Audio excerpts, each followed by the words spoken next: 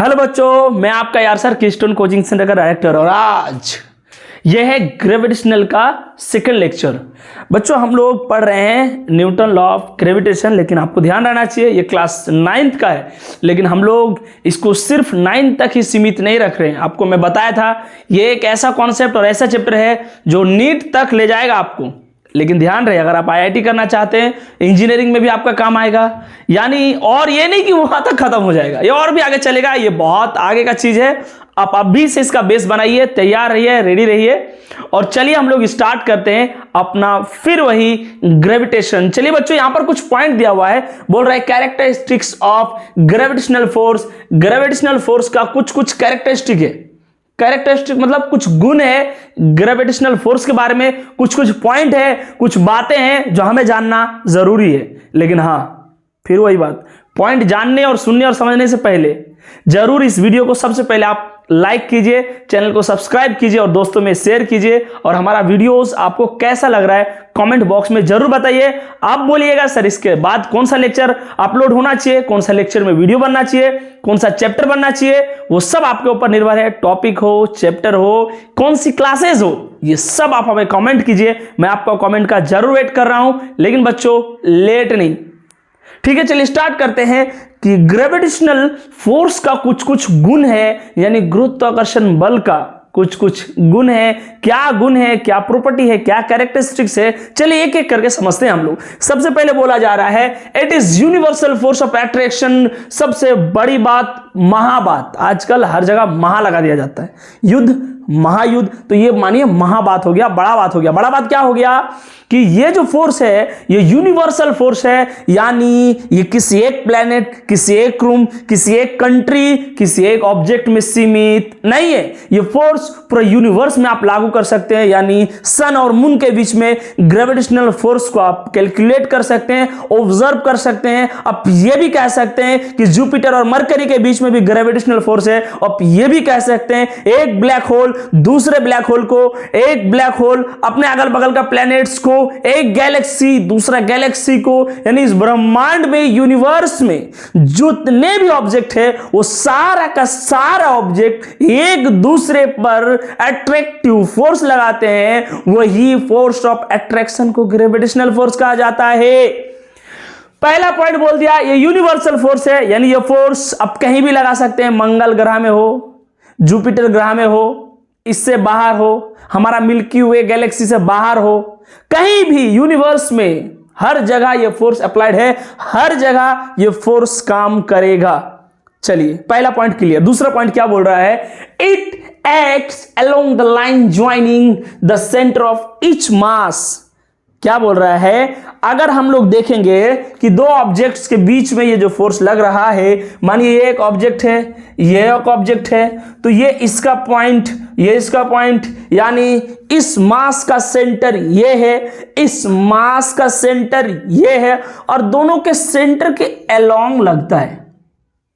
मतलब मैं ये बोलना चाह रहा हूं कि अगर मैं बोलूं कि ये दोनों के बीच में ग्रेविटेशनल फोर्स किस लाइन के अलोंग लगेगा, किस दिशा में लगेगा, तो इसका सेंटर जहां पर होगा, इस मार्कर का सेंटर जहां पर होगा, वो दोनों का सेंटर के बीच में ये फोर्स का लाइन बनेगा, यानी लाइन ज्वाइनिंग होगा। तो क्या मैं सेकंड पॉइंट को एक बार और रिपीट कर दूं, क्या मैं कह दूं कि it acts along the line joining, it acts along the line joining the centre of each mass, हर एक मास का। अगर मैं बोलूं मेरा और इस अर्थ का ग्रेविटेशनल फोर्स किस लाइन ज्वाइनिंग में आएगा, तो मेरा सेंटर ऑफ मास, यानी मेरा पूरा शरीर का सेंटर ऑफ मास जहां पर है, और अर्थ का सेंटर ऑफ मास, यानी अर्थ का बीचों बीच में, हम लोग वहां से एक दूसरे को, वहां से लाइन बनेगा और वही लाइन से एक दूसरे को हम लोग अट्रैक्ट कर रहे हैं। यानी ये दोनों ऑब्जेक्ट्स का सेंटर्स के बीच बीच लग रहा है ये फोर्स, ध्यान रहे। चलिए आगे, it obeys Newton's third law.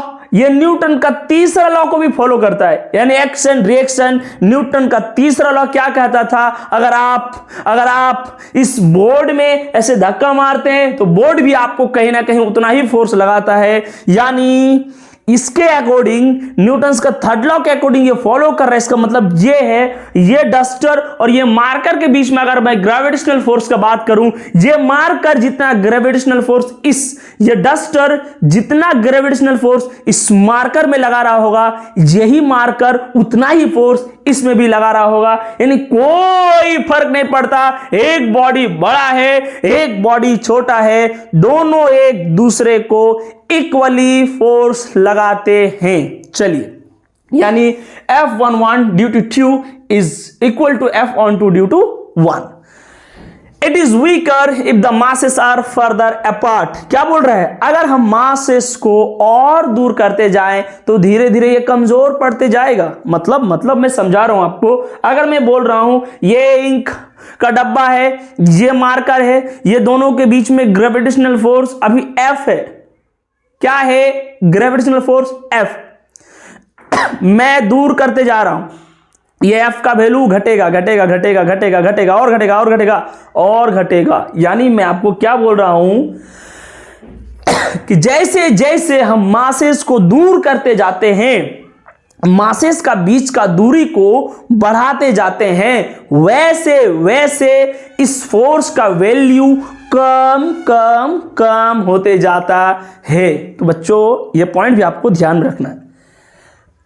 क्या बोल रहा जा रहा है? R is the distance between centre of mass. यानी जो हम लोग R ले रहे थे, ये R, ये दोनों का यहां से यहां दूरी नहीं है, दोनों का सेंटर ऑफ मासेस का बीच का दूरी है। यानी अगर मैं बात करूं, एक बॉडी है इस प्रकार से, इसका सेंटर ऑफ मास यहां आ रहा है, एक बॉडी यहां है, उसका सेंटर ऑफ मास यहां आ रहा है, तो यहां से यहां का दूरी को आपको R लेना है। समझ रहे हैं बच्चों आप ये मैं क्या बोल रहा हूं? उसके बाद पॉइंट नंबर, देखिए point number 6, F is directly proportional to M1 and F is directly proportional to M2, so F is directly proportional to M1 M2। क्या बोल रहे हैं? अगर मैं बोल रहा हूं कि ये दोनों मार्कर है, ये दोनों में ग्रेविटेशनल फोर्स लग रहा है, इक्वल लग रहा है, मानिए ये दोनों का मास बराबर है, ठीक है, ये दोनों का मास बराबर है, दूरी इतना ही रखते हैं और हम इसको हटा के डस्टर लेके आ गए, दूरी बराबर है। अब बोलिए फोर्स बढ़ गया। क्यों फोर्स बढ़ा? क्योंकि हमने एक का मास बढ़ा दिया। यानी किसी का भी, दोनों में से किसी का भी मास बढ़ाएं फोर्स बढ़ेगा, किसी का भी मास घटाएं फोर्स घटेगा। यानी ये नहीं कि इसका बढ़ाए इसका घटाए, ऐसा नहीं। अब किसी भी का मास बढ़ाइए तो ऑल ओवर मास बढ़ने से सिस्टम में ये फोर्स बढ़ जाता है। तो मान रहा इसका मास बढ़ाइए चाहे इसका मास बढ़ाइए, मास बढ़ाने से ग्रेविटेशनल फोर्स का वैल्यू बढ़ता है, घटाने से घटता है। It is a long range force. ये एक लॉन्ग रेंज फोर्स है। मतलब सर लॉन्ग रेंज फोर्स मतलब, अगर मैं मैग्नेट का बात करूं, मैग्नेटिक फोर्स, अब देखे होंगे एक मैग्नेट दूसरा मैग्नेट को मानिए अट्रैक्ट करता है, रिपेल करता है। अगर मैं एक मैग्नेट को यहां रख दूं और एक मैग्नेट को मैं अमेरिका भेज दूं, क्या सर कुछ भी, क्या वो काम करेगा? यहां हिलाएंगे तो वहां मैग्नेट हिलेगा। यहां अगर मैं मैग्नेट को इधर उधर करूं, क्या वहां ऐसा रिएक्शन होगा? नो, क्योंकि इतना दूर जाने के बाद इस मैग्नेट और उस मैग्नेट का रेंज इतना, मतलब दूरी इतना ज्यादा हो गया है कि रेंज खत्म हो गया है, यानी उतना दूर तक इसका पावर काम नहीं कर रहा है। लेकिन ग्रेविटेशनल फोर्स, सोचिए कितना दूर, ये अर्थ कहां पर है और सूरज कहां पर है, लेकिन दोनों के बीच में ग्रेविटेशनल फोर्स तगड़ा वाला है। यानी यानी यानी ये लॉन्ग रेंज फोर्स है। दूर भी हो जाएगा ऑब्जेक्ट फिर भी ये काम करेगा। मैं ये नहीं बोल रहा हूं कि इनफाइनाइट दूर करते जाइए करते जाइए करते, ऐसा नहीं है, बट ये बहुत दूर तक काम करेगा। इसका डिस्टेंस रेंज बहुत ज्यादा है और सब फोर्सेस के कंपेयर में। समझ रहे हैं आप? यानी अगर मैं बोलूं जैसे इलेक्ट्रोस्टैटिक फोर्स, ये एक चार्ज ये दूसरा चार्ज नजदीक में लाने से, मानिए दोनों चार्ज जो है अपोजिट चार्जेस है तो एक दूसरे को अट्रैक्ट करेगा। लेकिन मानिए दोनों चार्ज को बहुत दूर दूर कर दिए तो अट्रैक्ट भी नहीं करेगा, रिपेल भी नहीं करेगा, क्योंकि रेंज मतलब जो है इस तरह का बहुत कम रेंज के अंदर काम करता है, बहुत कम दूरी में काम करेगा ये सब फोर्सेस। लेकिन ग्रेविटेशनल फोर्स बहुत दूर दूर तक भी ये काम करता है। तो हम बोलते हैं it is a long range force that its influence extend to very large distance. इसका जो इन्फ्लुएंस होता है, असर होता है, ये आपको बहुत लार्ज डिस्टेंस तक भी ऑब्जर्व होता है। चलिए point number 8, gravitational force weakest among four fundamental force. लेकिन और जो फंडामेंटल फोर्सेस है, weak force, weakest force, electrostatic force, इन सब फोर्सेस में ग्रेविटेशनल फोर्स वीकर है, यानी और सब फोर्सेस के कंपेयर में ये कमजोर है। देखिए आप कंफ्यूज मत होइए वो जो रेंज वाला बात लेके। अगर मैं बात करूं जैसे इतना नजदीक में छोटा छोटा मास, अगर मैं बोलूं छोटा छोटा, आप देख पा रहे होंगे अगर कि मेरे पास ये इनका डब्बा है और ये दोनों में देखिए ग्रेविटेशनल फोर्स लग रहा है लेकिन ऑब्जर्व नहीं हो रहा है, ऑब्जर्व नहीं हो रहा है, बहुत दूर में ऑब्जर्व होता है।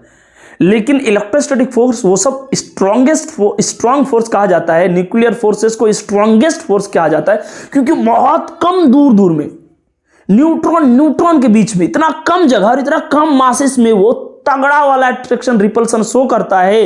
इसीलिए वो सब फोर्सेस जो होता है वो स्ट्रॉन्गर फोर्सेस होता है। जैसे इलेक्ट्रोस्टैटिक फोर्स छोटा छोटा पार्टिकल्स में, चार्ज पार्टिकल्स में वो लगता है, छोटा छोटा दूरी में लग जाता है, लेकिन ये तो इतना नजदीक में ऑब्जर्व ही नहीं होगा क्योंकि मासेस कम है। तो इसका जो प्रभाव है लार्ज लॉन्ग डिस्टेंसेस में है, लेकिन ये वो सब फोर्सेस के हिसाब से बहुत ही कमजोर है। ठीक है, यानी वीकर फोर्स है, ये weakest force. This force binds us to the earth. हम लोग जो बंधे हुए, अब इस फोर्स से क्या क्या हो रहा है देखिए, हम और आप जब अभी इस वक्त आप क्लासरूम में बैठे होंगे या फिर टेबल में घर में बैठे होंगे जब आप क्लास कर रहे हैं, तो ये इसी फोर्स का कमाल है। अगर ग्रेविटेशनल फोर्स लगना बंद हो जाए तो हमारा बाहर फेंका जाए, हम लोग स्पेस में फेंका जाएंगे। समझ रहे हैं आप? यानी अभी मैं इस वक्त यहां पर खड़ा हूं क्योंकि अर्थ ने मुझे खींच कर रखा है, ग्रेविटेशनल फोर्स काम कर रहा है। इसीलिए ग्रेविटेशनल फोर्स अगर काम करना बंद कर दे बच्चों, तो हम लोग स्पेस में फेंका जाएंगे, यहां से अर्थ से हम लोग को निकाल दिया जाएगा। यानी हम लोग को जकड़ के रखा है, बांध के रखा है, पकड़ के रखा है। कौन सा फोर्स? Gravitational force. अब देखिए, the motion of moon around the earth is due to this force. Earth और मून जो बोल रहा है कि यहां पर हमारा जो अर्थ है और उसके इर्द गिर्द तो मून चक्कर लगा रहा है ऐसे ऐसे करके, इसका भी कारण है इसका अर्थ का ग्रेविटेशनल फोर्स। अगर ये इसको खींच के नहीं रखेगा ये ऑटोमेटिक भाग जाएगा। अर्थ को भगा दो, चांद वहां से हट जाएगा। यानी ग्रेविटेशनल फोर्स के कारण ही चांद अर्थ के साथ साथ घूम रहा है। वैसे तो ये सारा चीज में पहला लेक्चर में आपको बहुत अच्छे से बता चुका हूं, फिर भी पॉइंट आ रहा है तो बोल रहे हैं। The motion of moon around the earth due to this force, the motion of planets around the sun is due to this force. Planets का motion, Mercury, Venus, earth, Jupiter हो चाहे सैटर्न हो चाहे कोई भी प्लैनेट्स हो, ये जो हमारा गैलेक्सी या फिर अगर बोले हमारा जो सोलर सिस्टम में जो प्लैनेट्स ऐसे ऐसे घूम रहे हैं अपना अपना ऑर्बिट्स में, उसका कारण है सन का ग्रेविटेशनल फोर्स। यानी ग्रेविटेशनल फोर्स कितना इंपॉर्टेंट है सोचिए। ग्रेविटेशनल फोर्स के कारण हम और आप भी एग्जिस्ट कर रहे हैं। ग्रेविटेशनल फोर्स के कारण हमारा अर्थ भी अपना ऑर्बिट में घूम रहा है क्योंकि इसको सूरज ने खींच के रखा है। हमारा अर्थ रहे चाहे और कोई भी प्लैनेट्स है, वो सब ग्रेविटेशनल फोर्स ऑफ सन के कारण। हालांकि सिर्फ सन नहीं, और भी अलग अलग ग्रेविटेशनल फोर्स, जैसे जुपिटर, ऐसा नहीं कि जुपिटर सैटर्न में नहीं लगा सकता, सैटर्न जुपिटर में नहीं लगा सकता है। हर एक बॉडी एक दूसरे में ग्रेविटेशनल फोर्स लगा हुआ है और इस तरीके से कुछ हमारा सोलर सिस्टम बैलेंस्ड वे में चल रहे हैं। चलिए अब हम लोग करेंगे कुछ न्यूमेरिकल्स। बच्चों मैं आपको अगर न्यूमेरिकल का बात करूं तो यहां पर जो है न्यूमेरिकल, कितना न्यूमेरिकल है? 2 न्यूमेरिकल यहां पर है। सबसे पहला m1 है, m2 है, बोल रहे हैं फोर्स बोलिए। अच्छी बात है, फोर्स बोलिए। ये मतलब ये एक m1 ऑब्जेक्ट है, यानी मास इसका m1 है, इसका मास है m2, दूरी है r। बोल रहे हैं अगर m2 बड़ा है, यानी ऐसे कर देते हैं, चलिए इसको बड़ा बना देते हैं, ए बन गया बड़ा। अगर ये बड़ा है तो बोलिए फोर्स ज्यादा कौन लगाएगा? बच्चों ध्यान रहे, ये पॉइंट नहीं भूलना है कि ग्रेविटेशनल फोर्स यानी फोर्स ऑफ ग्रेविटेशन न्यूटन्स का 3rd लॉ को फॉलो करता है, यानी इक्वल एंड अपोजिट फोर्स लगाएगा। यानी जितना फोर्स ये लगाएगा उतना ही फोर्स ये लगाएगा। ऐसा नहीं कि बड़ा होगा तो ज्यादा लगेगा। पहले फोर्स निकाल लेते हैं। फोर्स बराबर Gm1/m2 square, Gm1m2 by r square, ये डिस्टेंसेस। और m2 बड़ा होने से क्या होगा, कंफ्यूज कर रहा है। Both will exert equal force on each other because they exist in action reaction pair. ये भी एक्शन रिएक्शन पेयर बनाते हैं और ये दोनों इक्वल फोर्स लगाएंगे। Both will exert equal force on each other because they exist in action reaction pair. कोई बात नहीं, कोई बड़ा है कोई छोटा है, बट इक्वल ही फोर्स लगाएगा। चलिए अगर मैं बोलूं ये m1 है, ये m2 है, दो बॉडी रखा हुआ है, इसका मास इतना, इसका मास इतना, r दूरी में फोर्स F है। फोर्स लोग निकाला है, आप निकाल लीजिए, फोर्स F है, फोर्स इतना है। बोल रहा है अगर मैं दूरी को बढ़ा दूं, R से 3R कर दूं तो फोर्स क्या होगा। सबसे पहले लॉजिक, दिमाग, ब्रेन का काम लीजिए। ब्रेन से ये बात सवाल खुद आप कीजिए कि हम दूरी बढ़ा दिए, हम दूरी बढ़ा दिए तो फोर्स घटेगा, फोर्स घटेगा। घटेगा तो देखिए कितना घटेगा। अगर मैं इसको 3 डबल कर दिया, 3 डबल कर दिया तो फोर्स 9 गुना कम हो जाएगा। क्योंकि आपको पता होना चाहिए कि फोर्स जो है वो इसका इनवर्स स्क्वायर में चलता है। ऐसा नहीं कि अब 3 गुना बढ़ाए तो 3 गुना घटेगा, ना ना ना, 3 का स्क्वायर 9 गुना घटेगा। अगर आप 2 गुना करते हैं तो 4 गुना घट जाएगा। अगर आप 6 गुना करते हैं तो 36 गुना फोर्स घट जाएगा।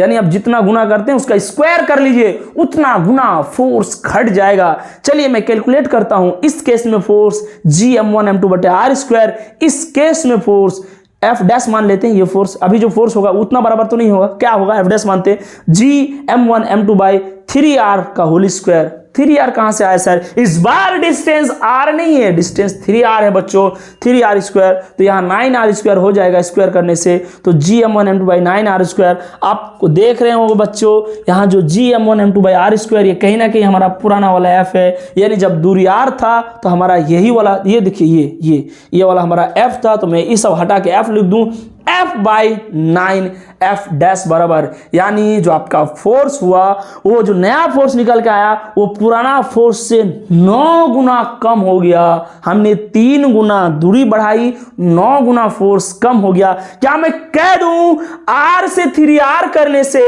F/9 हो जाता है। यानी मैं अगर इससे रिलेटेड और कुछ बोलूं, अगर मैं R से 2R कर दूंगा तो यहां पर F/4, यहां R से 6R कर दूंगा F/36, 5 गुना 25। समझ रहे हैं आप? यानी यही जो है स्क्वायर में ऑल ओवर फोर्स घटता है।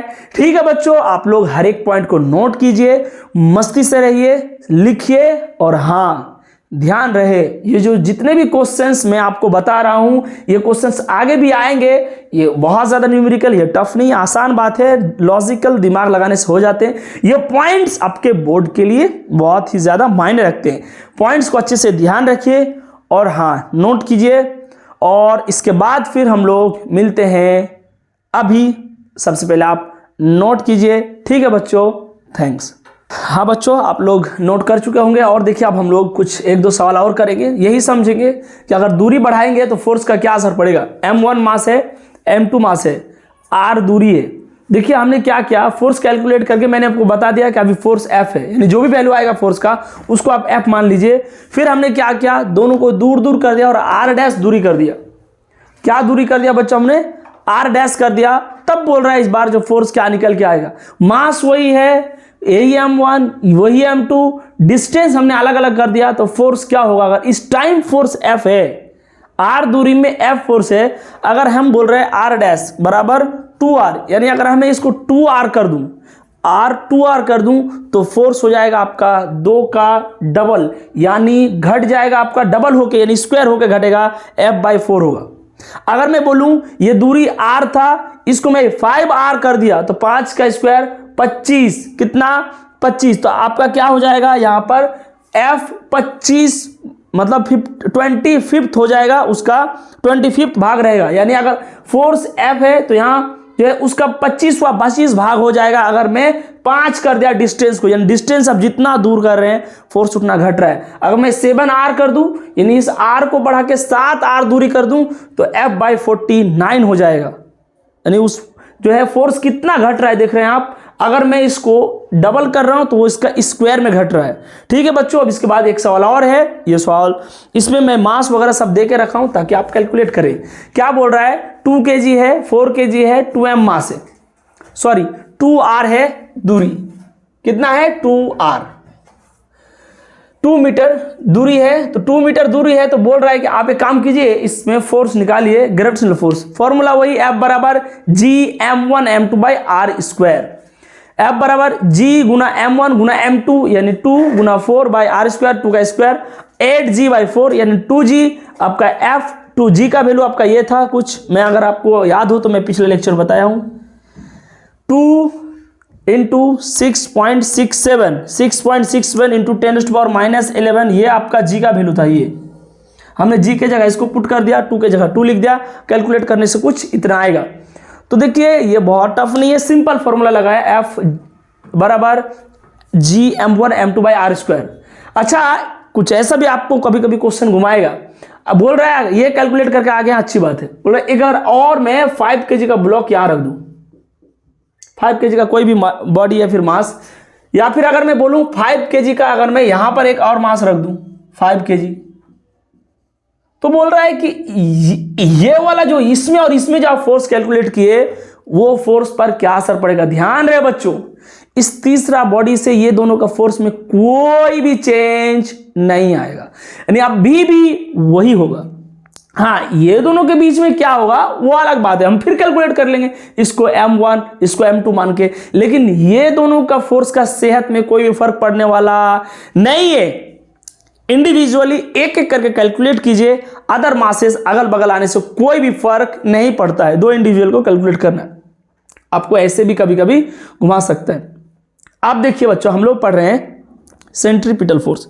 सेंट्रीपिटल फोर्स एक ऐसा फोर्स है जो कि सेंटर की तरफ लगता है कोई भी बॉडी। जैसे अगर मैं बात करूं, यहां पर आप लोग देख रहे होंगे, ये जो है एक प्रकार का मानिए ये गोल टाइप से एक प्लेट है, बड़ा प्लेट है, ये घूम रहा है। अगर आप लोग ब्रेक डांस में देखे होंगे तो कुछ ऐसा ही होता है। ये इंसान जो है मानिए खड़ा है, इसे कुछ पकड़ के खड़ा है और ये ऐसे ऐसे ऐसे ऐसे जोर जोर से ये रोटेट कर रहे हैं, ऐसे ऐसे घूम रहे हैं। आप देख रहे हैं in each point direction of body changes, हर एक पॉइंट में इस बंदा का डायरेक्शन चेंज हो रहा है।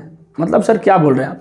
अगर ये बंदा को मैं यहां ऑब्जर्व करूं तो इसका डायरेक्शन कुछ इधर है, फिर यहां देखूं अगर ये प्लेट घूमते यहां आएगा तो इसका डायरेक्शन इधर, यानी हर पॉइंट में इसका जो है स्पीड का डायरेक्शन बदल रहा है, मतलब वेलोसिटी बदल रहा है। और वेलोसिटी बदलेगा तो आपका एक्सीलरेशन जनरेट होगा, यानी इस बंदा के पास एक्सीलरेशन है। क्योंकि देखिए इसका रियल ये जो है स्ट्रेट लाइन में अगर चलता तो नहीं होता, ये हर पॉइंट में इसका एक्सीलरेशन जो है जनरेट हो रहा है, हर पॉइंट में वेलोसिटी इसका बदल रहा है।